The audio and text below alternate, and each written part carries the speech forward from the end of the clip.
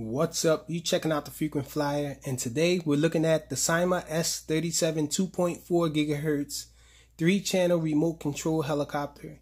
And Syma contacted me about sending this guy in to me, and on paper, in the picture, it looked like the normal coaxial helicopter from Syma that I'm used to, but I was very surprised when this guy came because of its size. Check it out. This is the normal size of Syma helicopter that I'm used to seeing there. And so this guy here dwarfs it. This is a 2.4 gigahertz helicopter and not infrared. So this can fly outdoors, but this is geared towards beginners. And it's a coaxial helicopter, so it's not going to really be flying very fast, not a lot of pitch. And so outdoors is not really the ideal place to fly this guy. If you get some wind, it's not really going to have enough pitch to try to fight the wind, but you can fly it outside on a calm day. Though I have flown it out on my lawn on a really calm day, but then I tried to go out and do some footage with it, and it was a light breeze going on out there, and this thing was being blown away. So any kind of wind, you're not going to be able to fly this outdoors, but it flies indoors. And as I said, it's geared towards beginners, so you don't have a whole lot of power with this. It's not going to do any punch outs or anything like that. This thing rises very, very slow. It barely even moves up when you're pushing up on the throttle. It does go up, but it's very slow to move up. And I guess that's good for beginners because you don't have to worry about this thing smacking into the ceiling when you're flying it indoors. They do stress on the box that it's to be flown indoors, but it does say that it's capable of flying outdoors. But like I said, you have to keep in mind that this thing isn't going to be able to fight any wind. So you're only going to be able to fly it outdoors on a calm day, preferably almost zero wind, and you'll be able to fly this guy. Because if you understand how coaxial helicopters work, the forward flight is achieved by this tail propeller here spinning up and just causing the helicopter to tilt a little. And that's what causes the forward flight, mainly pushed by this thing here, by these double propellers up the top there. So it's really not going to fly fast. It actually descends kind of fast, and that's good. So you don't have to worry about the wind taking it away, because you can pull down and it'll descend pretty fast. And you do have 2.4 gigahertz control, so the control range is pretty good. And I have tested that outdoors, and it's pretty good. I guess I haven't flown it really far away, probably no more than I would say 10 meters away. I haven't gotten it because I really was not able to fly this thing, outdoors much because of the wind. Very rarely do you have any days where there's no wind or little to no wind where I live at. I don't know where you guys live at, but I'm in North Philadelphia in the United States. And this guy is pretty much an indoor flyer for me. And so, like I said, I was able to fly it that one time on the lawn, but I think that was just a lucky day for me because there seemed to be no wind. It comes with these lithium ion packs. They're 1100 milliamp hour 3.7 volt batteries. It comes with 2 of them. They have this little connection on the end here, if you guys are familiar with that.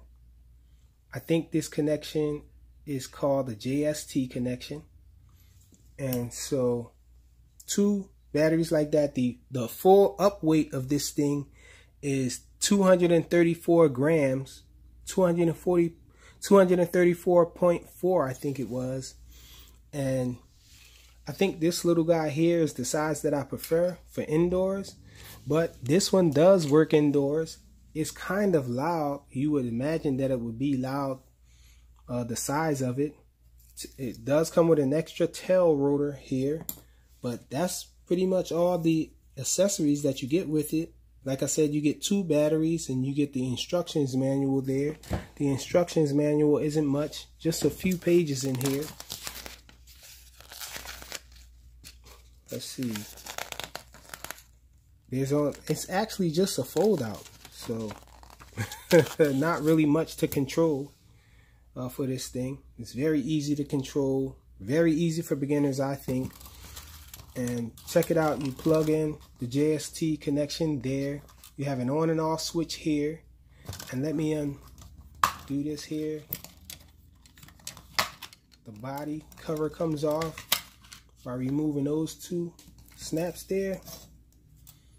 And here's how the battery is held in. It does have a little LED light on the front. And so you push this down to remove the battery. You pull it this way. And you just slide the battery back in that way and have the cord sticking out in order to get it back seated inside the front of the helicopter to fly. And so let's get this little guy up in the air. Well, I don't think I can really call it a little guy, but let's get this guy up in the air so I can show you guys how it flies. We're going to get this guy in the air and check it out. Once you turn on the transmitter, you get that flashing from the LED inside of the helicopter, which makes me think that it has an accelerometer maybe. And once you go up and down on the transmitter's left stick, then it goes solid. And so let's get this guy up in the air. There's no one button press to get it up off the ground. You have to press up one time and then it starts to wobble that way. Once you press up again, it goes into the air. So check it out.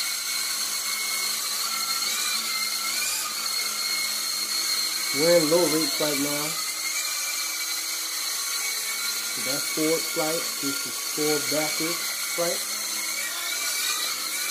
The yaw seems to stay the same. So let's look at yaw. That's yaw. That's left yaw.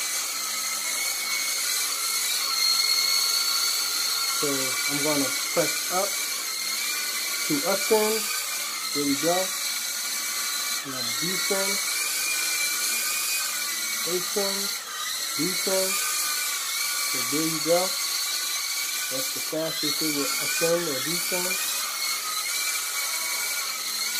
The controls get used to. The controls get a little getting used to, is what I meant to say. When you're used to flying drones and all. So we're going to press this one time to get it into high rate. So now we're in high rate. This is forward flight, backward flight. So it can build up a little more speed. Let's see if we can do some circuits with it. Check it out. You can.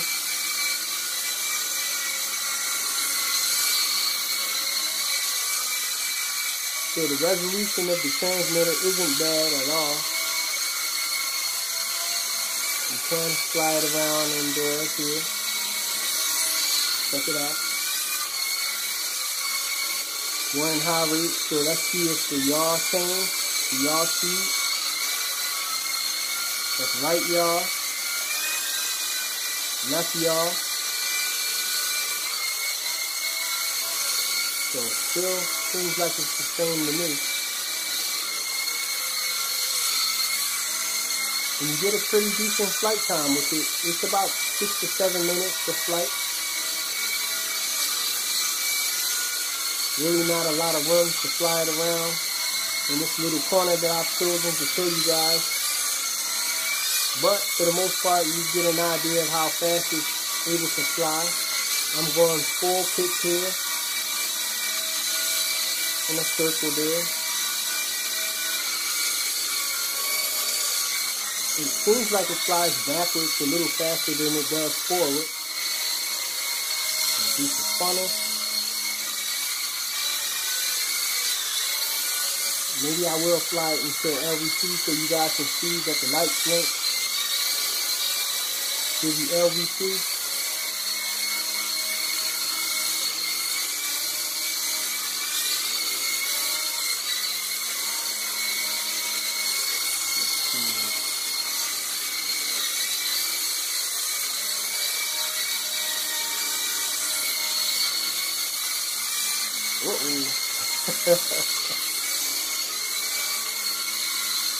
Actually, I think I'm just going to bring it down. Really nothing else to show you guys besides the LVC blinking of the lights. So let's just bring it down, show you guys how it lands. Show you guys a good landing with it. Doesn't seem like a lot of wind is out here, so I brought this guy outside to see if we can get it to take off and fly a little bit outdoors. So let's try to bind it, see if we can get it started up. And it's up in the air. Check it out.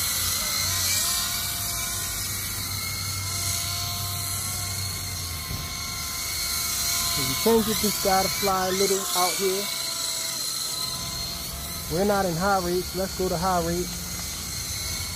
Okay, we're in high rates now.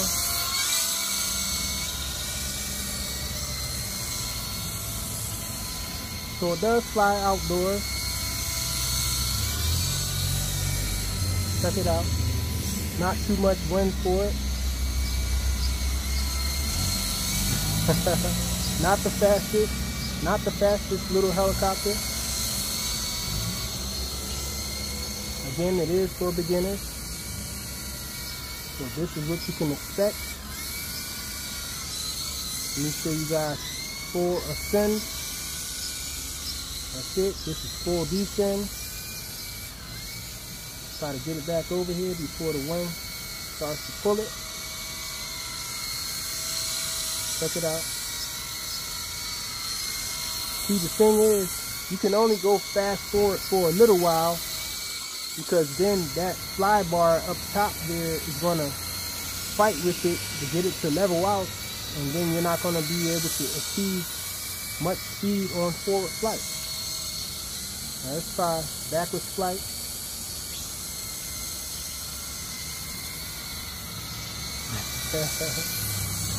So pretty cool, especially for a beginner. If you're not looking to fly fast, you're just looking to take off with this guy and just have it looking cool in the air like it is now. And I guess this is your helicopter here, the Syma S37, 2.4 gigahertz 3-channel remote control helicopter.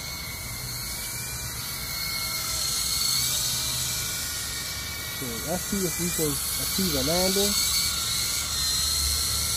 in the grass here. And it landed pretty nicely in the grass too. I think there's a sensor or something on there that lets it know once you have a slight impact with the ground, then it'll stop the motors and all. So I guess we can fly it around until LVC.